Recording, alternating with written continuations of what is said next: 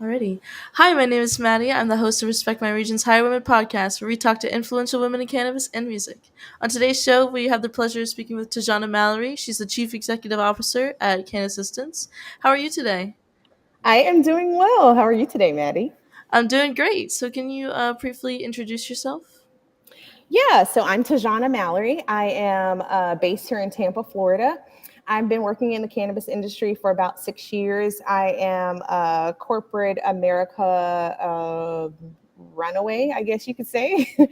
I came out of about 15 years in corporate working in all things administrative support. I've worked in talent acquisition and HR for probably about the last like 5 or 6 years of my career. And so, yeah, super excited to be here. Thank you so much for having me. Yeah, thanks so much for coming on. So, can you tell us a little bit about how your journey in cannabis started?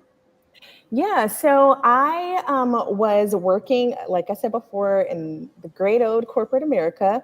And corporate was getting very political for me. And also, I wanted the ability to travel. So, this was back in like 2016. And I wanted to travel the world and figure out a way to do so and still be able to pay my bills, here at home. So I started doing a lot of research on ways that I can work remote, different ways that I can, pay my student loans, for example, and still be able to see the world. And I kept coming across virtual assistant work. It's something that was not super popular here in the United States. And so there wasn't a ton of information about how people were making this work. But I did see some people were doing it. Digital nomads were picking up VA work. And so I quit my corporate job. I was supporting a CEO at the time. And I launched out on my own as a freelancer. My first client right out of the gate was a grower based in Oregon. And organically, we just kind of kept growing from there. I always say I landed in the cannabis industry by accident, but it was the best mistake, or accident that ever happened to me. Because, I came out of that corporate environment, but I was able to have the freedom of working for myself and just also the very like more relaxed but gritty hustle environment that the cannabis industry has. So that's how I landed here in cannabis. For sure, and it definitely is a relaxed and gritty. Like you got to be able to work hard, but there is the element of cannabis in it. Can you Mhm. tell us more about your career in admin support and recruiting? Like, how did you come to work with like all of these huge companies and work for a CEO? Yeah, so honestly, I was really, really blessed right out of the gate when I graduated from college, which, by the way, I graduated with a degree in religion, which has nothing to do with anything that I'm doing right now. But right out of college, I got a job with a big firm. They're known for accounting, but it's Deloitte and Touche. And I worked on their technology side. And my first job right out of college was an administrative assistant. I fell in love with the work. I love being that go-to person. I love, I'm organized and I'm a multitasker. So all these things were just naturally came very easily for me. I went and got my master's degree just in case. And it's a master's degree in theological studies, but honestly, it set me apart as a candidate having that, higher degree. It allowed me to easily, it stood me out as an executive assistant. So I was able to easily get additional positions with higher ups as well as bigger companies. You don't get much bigger than Deloitte, but I will say that it did allow a lot of other doors to open. So I would say having that Deloitte experience fresh out of college, having that experience with a big firm, and then also having a higher degree did open up a lot of doors and opportunities for me. But at the end of the day, I work hard, I'm gritty, I'm resourceful. And so I think more than anything, those skills and God on my side, I was able to kind of navigate and through the industry, or through the corporate environment. What were the biggest challenges that you faced before starting your own company, Can Assistance? With like working like within corporate. Yeah. Oh man, some of the challenges I would say included, just being unhappy with having to show up somewhere at a specific time. Like I just didn't have the freedom of, working fluidly, having the flexibility. I didn't have the freedom of location that I do now that I work remote. Again, I launched CannAssistants in 2016. So anything before that, working remote was just not as popular as it is right now. So there was challenges with that. And then there were just challenges with working in a corporate environment. There are experiences as a woman working in corporate, there are experiences as a Black woman working in corporate. All of those challenges really made it, it just makes your life more difficult sometimes, honestly. So there were challenges with that. And then I would also say, as I continued to move up in my career, I continue to get better and better as an executive assistant. And anyone who has a really good assistant will tell you that they don't want to lose their assistant. And so I'm like a little bit tooting my own horn, but also a little bit trying to let you know that, it makes it really hard to grow your career. If you started as an executive assistant and you're good, like most, they'll pay you more money. They'll let you work on 1,000 other projects, but generally they don't want you to move. So you usually have to move to a different company and apply for a different position. But then usually, if you have 5 years of experience as an executive assistant, it's hard to move into something else. So those were some of the challenges that I dealt with. And those were a lot of the challenges that I wanted to get away from. That's how I ended up starting my own business. True. And what kind of things were going on in 2016 when you started CannAssistants? What kinds of things were going on in the cannabis industry or in the work environment? For both sides. So I would say in the corporate environment, that idea of working remote, somebody had cracked that egg because it was slowly starting to that was something people wanted, especially at the time I lived in Atlanta, Georgia. If you've heard anything about Atlanta, the traffic is horrible there. So generally, working remote is just a better lifestyle, especially when you work in a big metro environment.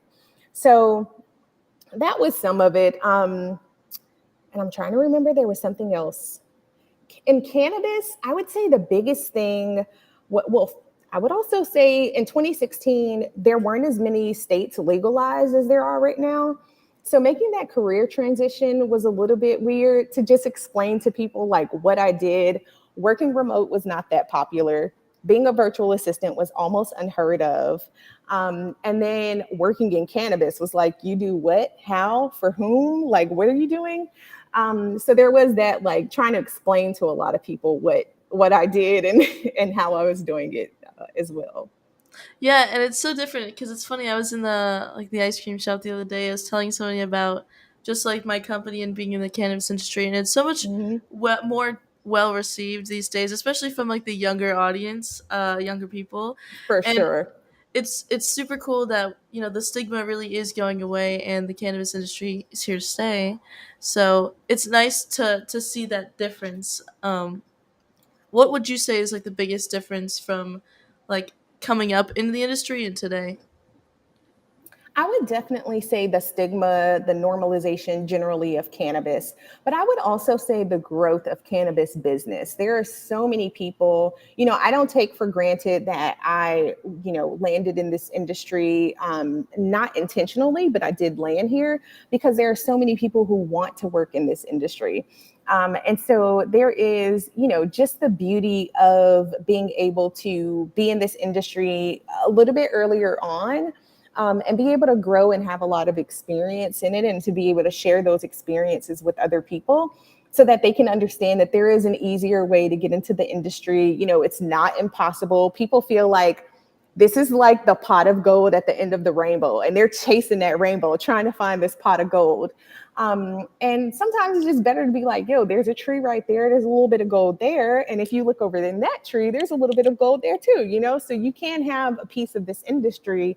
So it's just, now normalizing not just the plant in and of itself, but also the business side of things and being able to normalize it as an actual career path for people. Yeah, and I was just remembering you're from Tampa. I'm from Orlando. That's really cool. We're both in Mm. Florida. Mhm. So, what is your experience with outside of Florida's cannabis industry? Outside of Florida's cannabis industry. So I will say, First of all, I worked in the industry for probably about 4 years before I actually even became a cannabis consumer.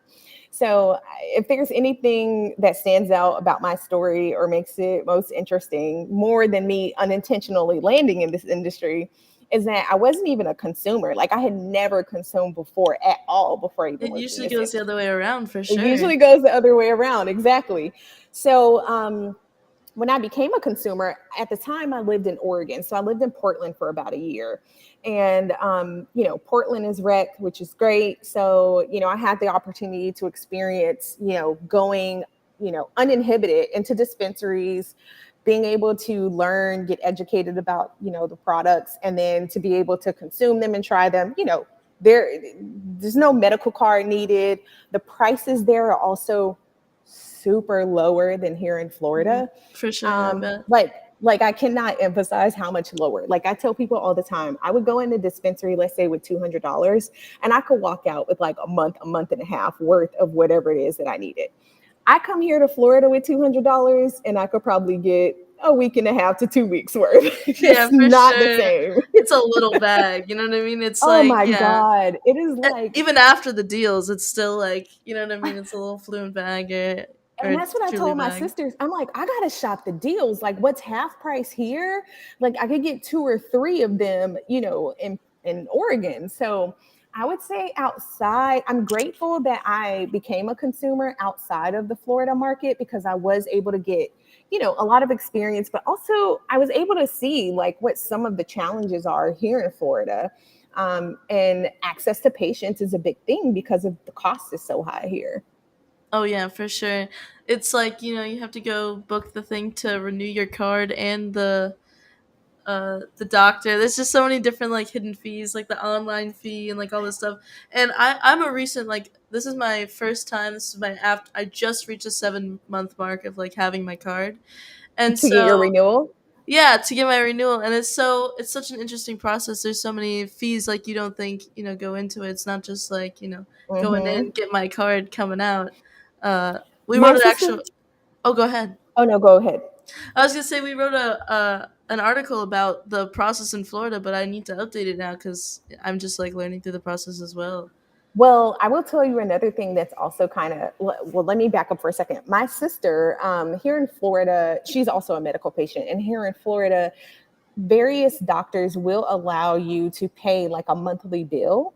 And so just to like keep the price so that like $175 doesn't hit you all at once.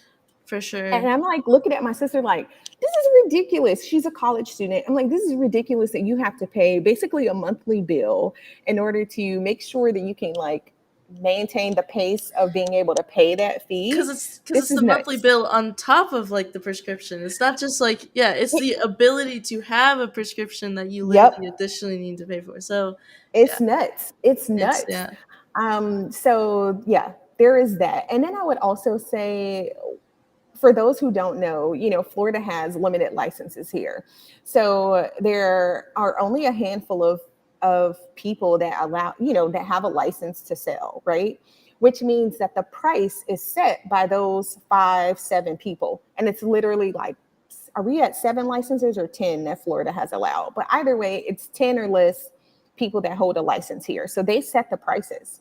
So it's almost a monopoly, right? it is. Yes, it's definitely all just the MSOs around Yep. Florida. It's yeah, there's it's True Leaf and Fluent, and there's just yeah, there's a bunch actually, and it's Hmm. crazy to see how they've popped up. They kind of almost snuck up on me, like how They, many just hmm popped and up everywhere. they're all so the price here in Florida to even participate in the market and on the business side, if you are not ancillary, so if you're plant touching, it's crazy. So one, they are only doing so many licenses, so you can't just willy nilly decide like, oh, I'm gonna participate in the industry. Two, they're all vertically integrated. So everything from seed to sale as a business owner, you have to do, right? Which makes it super expensive for people. And then three, they've raised the application price. So even if you wanted to apply for a license, I don't quote me, but I want to say the beginning price was like $60,000 for just your application fee, and now it's like 146,000 or something like that. It's nuts. And they claim it's because of an increase of administrative fees, but how many like people do you need to run an office for 10 licenses? You only gave out 10 licenses. Like how much Yeah. staff do you need for that? It's so interesting too because, and I wanted to touch on social equity too, because it's crazy. We don't even have enough licenses. You know what I mean? There's just not, the competition is so, there is no ability, the barrier to entry, as like, dun dun dun dun, the barrier to entry is impervious. It's like impossible. It's So like so layered. we can't even have a social equity program because there's no licenses to go around. I mean, it would be the program. Well, before you even have a social equity program, you have to have people at the table making these laws who even care about social equity. So, I understand that there are challenges all around the nation as states continue to legalize, to make sure that they are doing so in a way that rights some of the wrongs for cannabis prohibition and why it even exists in the first place, right? But if we're talking specifically to Florida, that certainly has not been the case. We certainly have not have lawmakers around the table that find that social equity is important, and they feel like it's something that they want to make a wrong right. It's not happening here. So yeah, Yeah. the barriers to entry are very high, but they're high on purpose. If you've paid attention to any of the laws, the Pickford Farmer lawsuits here in Florida, Black Farmers Association lawsuits, like any of those will let you know that they clearly wrote the laws to keep a specific group of people out, here in the state of Florida. And so that is where, I'm a Florida transplant. I've lived in Florida since I was 12. I've moved away a couple times, but I end up coming back. I love this state. But that, I won't lie, that's a moment where the Florida man headlines and then our cannabis laws are the things that make me go like, oh my God, like I can't believe this is, the state that I love. And it's unfortunate, but the thing that I encourage everyone is, no matter what phase of legalization your state is in, it's important for you to have a seat at the table and to be able to participate when these laws are being made.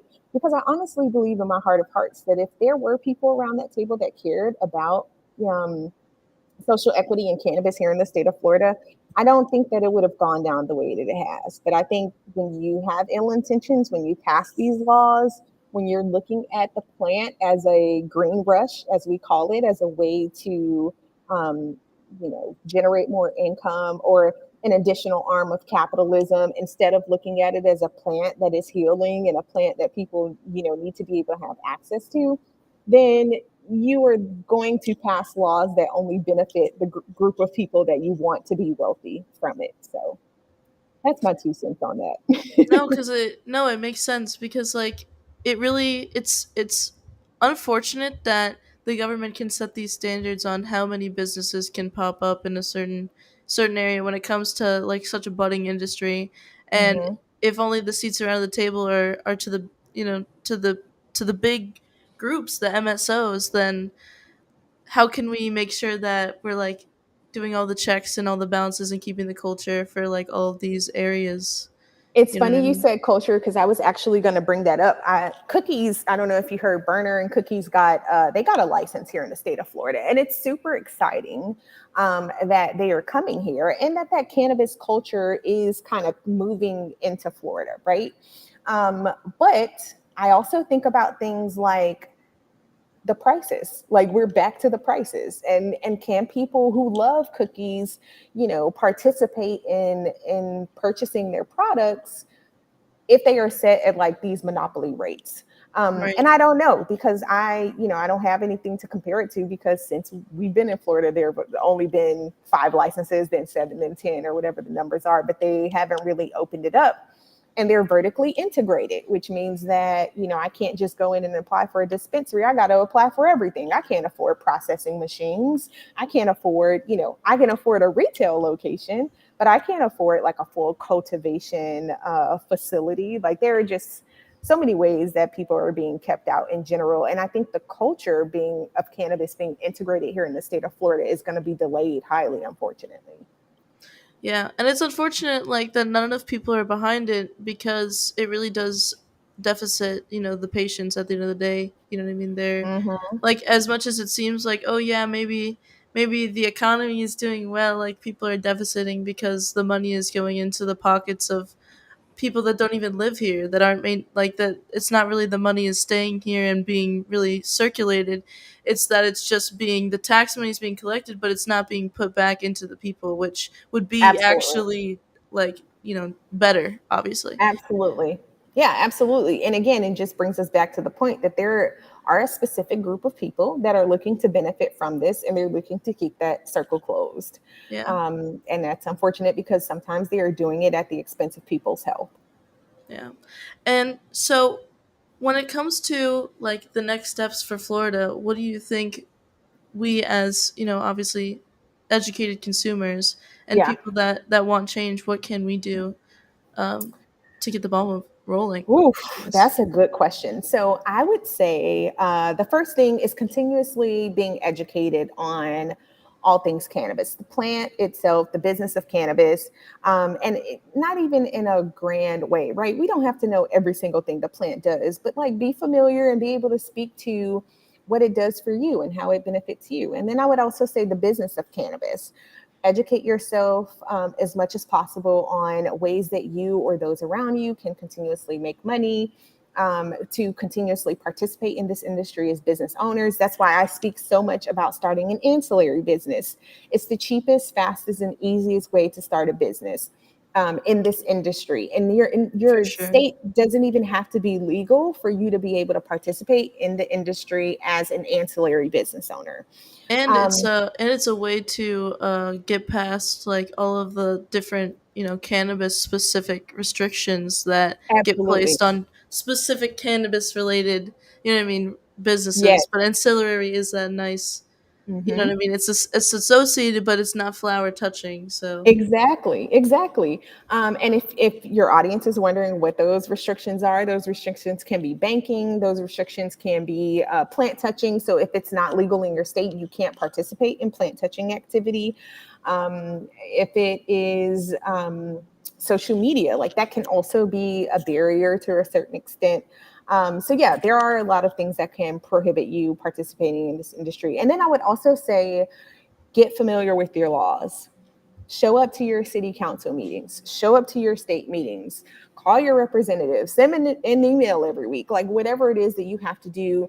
But make sure you understand what's going on with the laws in your state and in your city, which, by the way, can be different. States have laws, and then there are cities that will have laws that are different or varying across the state. So making sure that you are paying attention to those and operating as much as you can in a way that allows you the most opportunity to be able to participate, push through, and activate your activism in this industry. And then, of course, joining any type of activism group. M for MM is a good one here in Florida. Minorities for Medical Marijuana. MCBA is another great one.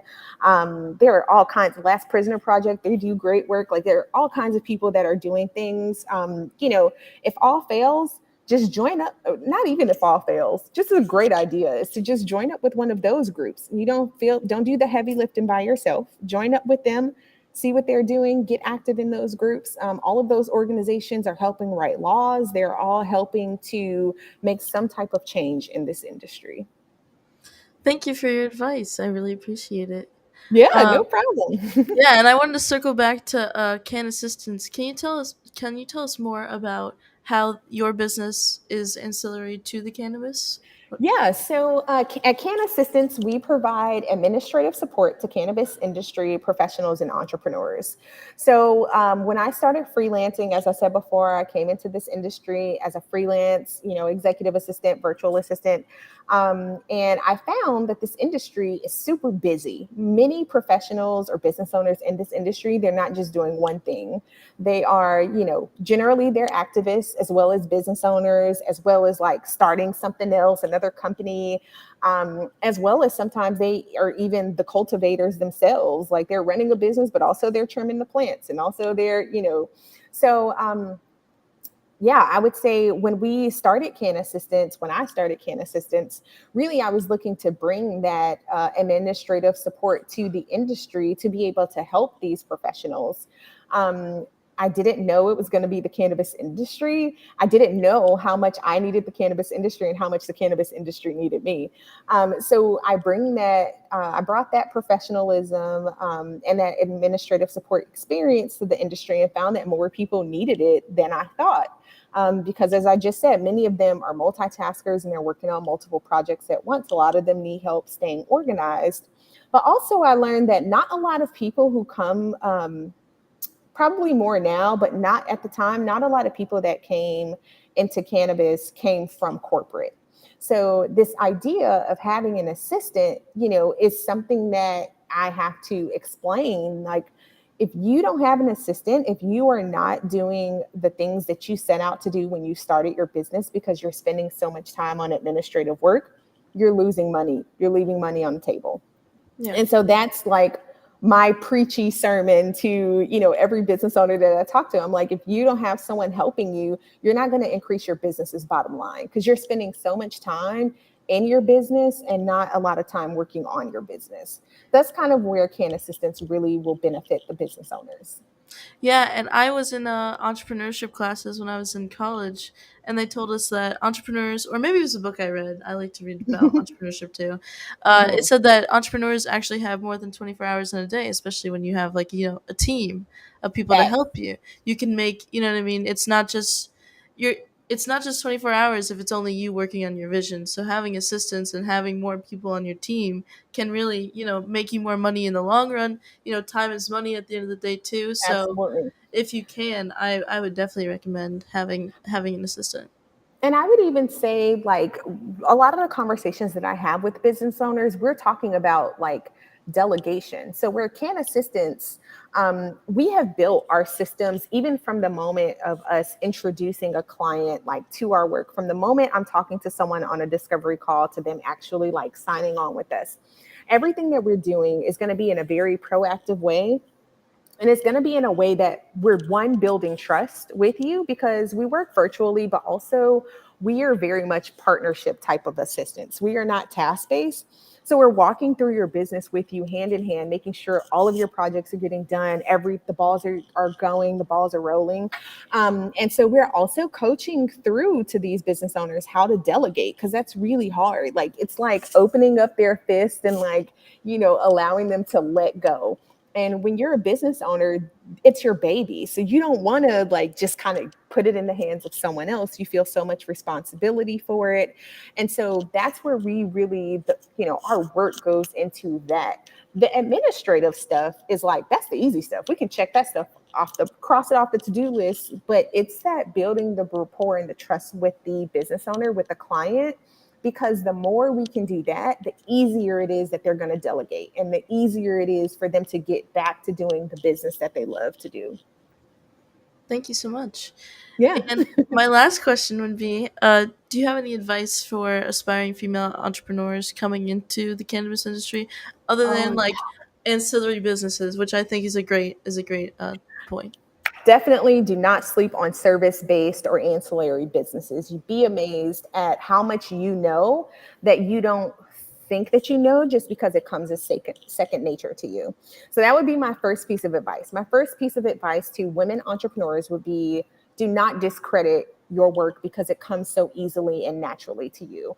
I didn't think that people would pay for me just telling them something like how to organize your emails or how to create a project plan to be able to get your to-do list done, because I'm a very organized person. So naturally, I just know how to do these things. My brain works like this.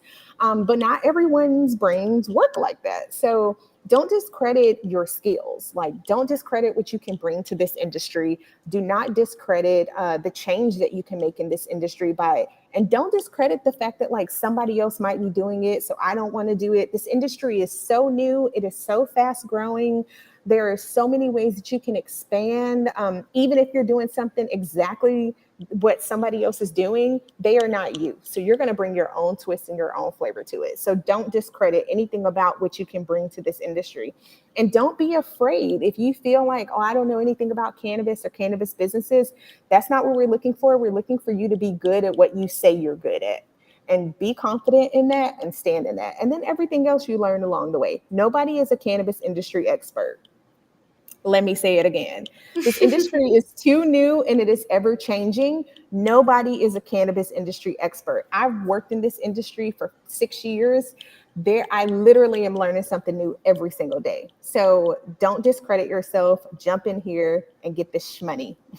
Shmoney, I say shmoney too. I love that word. But is it Get a this Florida thing, do shmoney. you think, or is it just a cool kid thing? You said, is it a Florida? I don't know, actually. I think I'm a lot a bit older than you, so probably not a cool kids thing. I don't know if I'm considered a cool What? kid anymore. I think anybody could be a cool kid, honestly. I'll Well, take yeah, it. yeah, no. So thank you so much, TaJanna, for coming on my show. Thank you It's for been having awesome me. talking to you. Yeah, thank you so much for having me. And if you have me again, I would love to come back. I think this is great. And when I'm in Orlando, I think we should do brunch or something. Yes, definitely. I'm totally, and I go to Tampa and like St. P area like all the Oh, time, like literally yes. all the time. So I'm going to make sure you have my number. You need to let's hit do me up. it. Let's do Yeah, it. for Definitely. sure. Alrighty. So thank you so much. This has been Thank Hire you. Women. Woo. Yeah, have a great day. Thanks for having me.